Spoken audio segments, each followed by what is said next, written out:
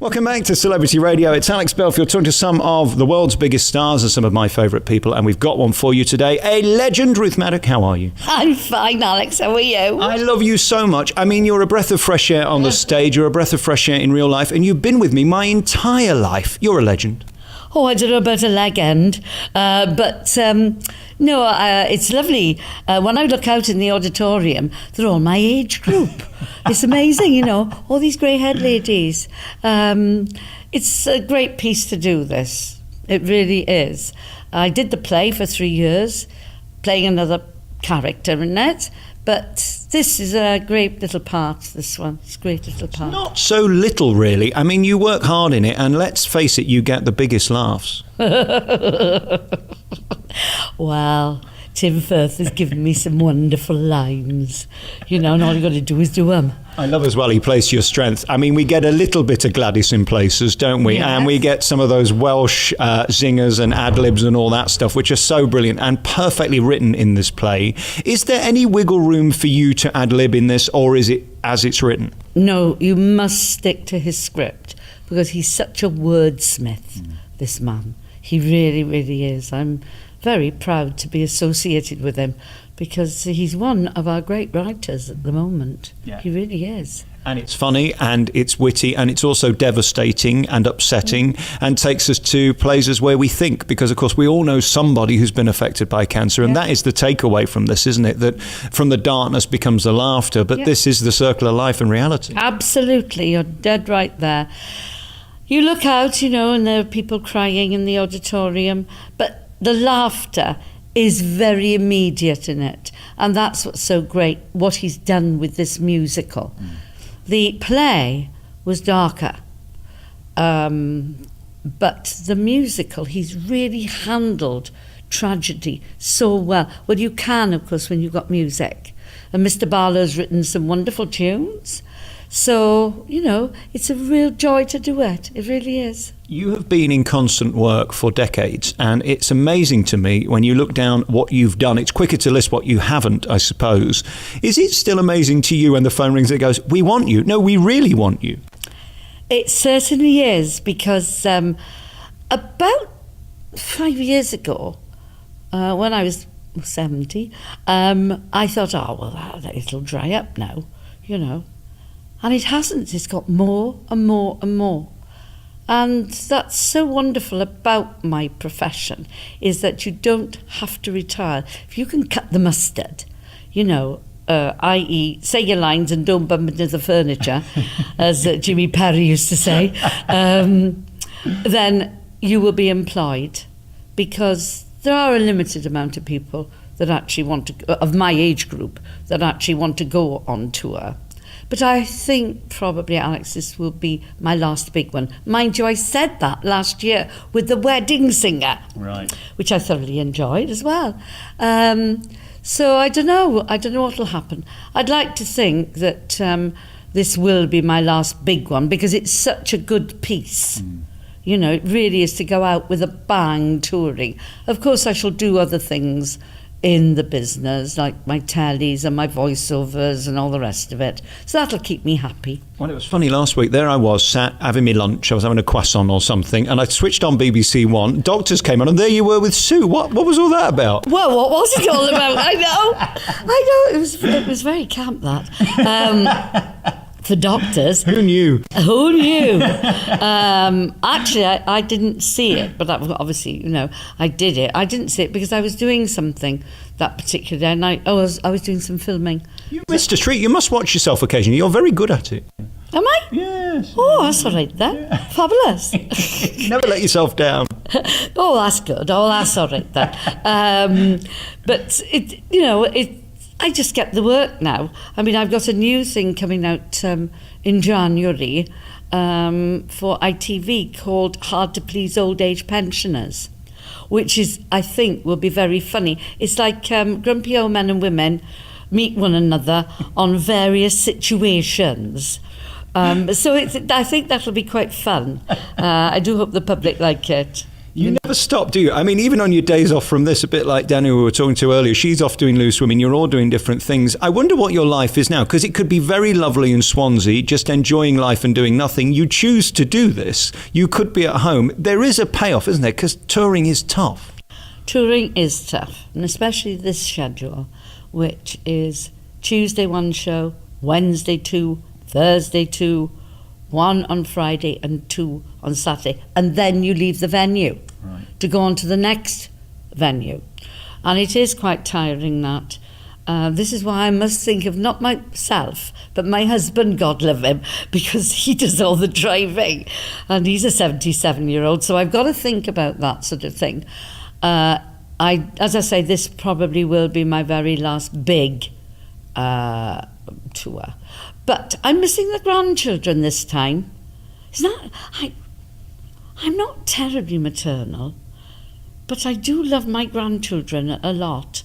And I love, obviously, my children as well. But they can fend for themselves, you know. They're 51-year-olds and 49-year-olds and all the rest of it. I'm less worried about those. I don't worry about them.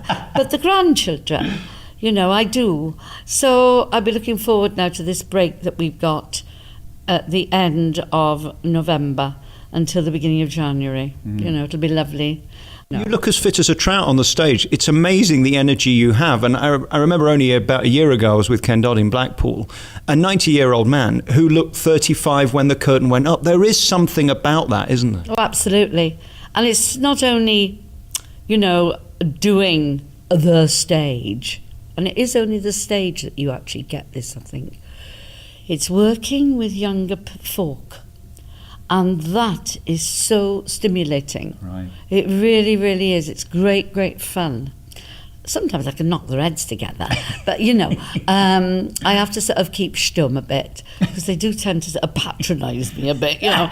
And I go, But it's all right, you know, and it does keep you going, being with the young people and knowing their difficulties when they're starting out in the business. It's quite important that we remember where we came from.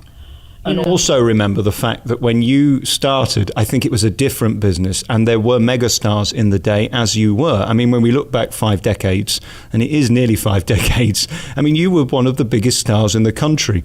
It's really hard to do that now because there's obviously 7 million TV channels and everybody's watching a different one. So I suppose they look at you with great reverence, and I hope you realise that. Well, I hope they're not frightened of me. I wouldn't let them be frightened of me because I'm soft. I don't think anybody's frightened of you. But yes, it has altered. It really, really has, Alex. And this is why I suppose before I'm much older, I have to write the book. Everybody seems to be writing books. I mean, Denise has written about 3, and you know, somebody else in the cast has written 2, and Fern Britton's always writing a book. And I thought, well, I should really, because it was very different when I came into the business. But you know, these megastars that you're talking about, you know, the Tommy Trinders, the Arthur Askeys, you know, and all these wonderful people, and people that I had the privilege of working with, Bob Monkhouse, they were not inaccessible. Today's stars are very inaccessible. Everything's done on social media. Right. And I think that's wrong. I think they were not. They had all their fans at the stage door and they went out and they met their fans, and it's very important that people do that. But it is exhausting. I mean, I've been out with you. I mean, you don't get more than 2 bites into a piece of pizza before somebody wants a selfie. Oh, yeah, well, I mean, that's my problem. If I tend to go and sit on a curb cafe, you know, which is what we did the last time. So that was my fault, really. But no, you really got to know, I think, and understand. And of course, when I came into the business, there was no amplification. Right. You literally had your own voice and your own mechanics to actually rely on. This is why you had to know how to use them. Right. And now, of course, we're very lucky that we're amplified. Once they started amplifying in a pit, we had to be amplified on stage, you see. Yeah. So that didn't come in really until the mid-70s properly. Wow. Because even Man of La Mancha that I did in the West End was a musical play like this with wonderful music in it, but nobody had a mic because the orchestra, which was 36-piece, Wow. was not amplified. Wow. Very interesting. And again, do you realise how lucky you were? I don't think even in the West End today you would ever get that size of orchestra outside of the National. I mean, probably 12 is the average. Some have 8, some have 6, some use a CD. Well, it's a really privileged position to be in, to have had those days when they gave you everything. I mean, and when I did the film of Fiddler, it was a 72-piece orchestra Was it really? I sang with. You know, that was amazing. And they were very thrilling. They really, really were. You know, and watch the colour that you could get. And also, they accompanied you, Right.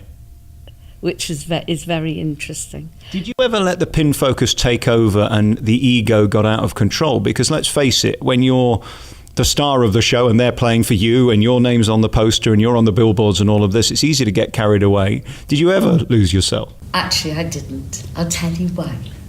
Because I had 2 children that used to say to me, "Oh, Mum, you're not going out doing that Gladys Pugh again." I used to call poor Gladys Pugh.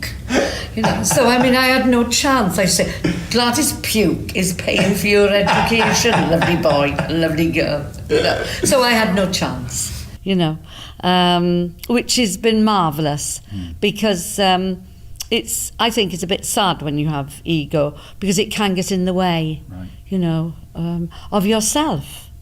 You Right. see, because you're not born with an ego. You have to acquire an ego. But you have to be very evolved to keep it intact, don't you? And say, right, calm down now, you're getting ahead of yourself. Yes, you do, but that's why I've always come back to the theatre. Yes. Where, you know, you have to cut the mustard. You know, you have to do it. And that's why I've always had my roots in theatre. Because there's always somebody much better than me at that stage. And when you've got to go home and do your own draws, there's no egos there. Absolutely, no, nothing. I'm going to let you get back to the husband because he is so loyal and he loves you so much, and I know you do him too. Congratulations on everything. Thank you so much for your time, and come and see Calendar Girls. You're magnificent in it. Thank you. Thank you so much, Alex. Thank you.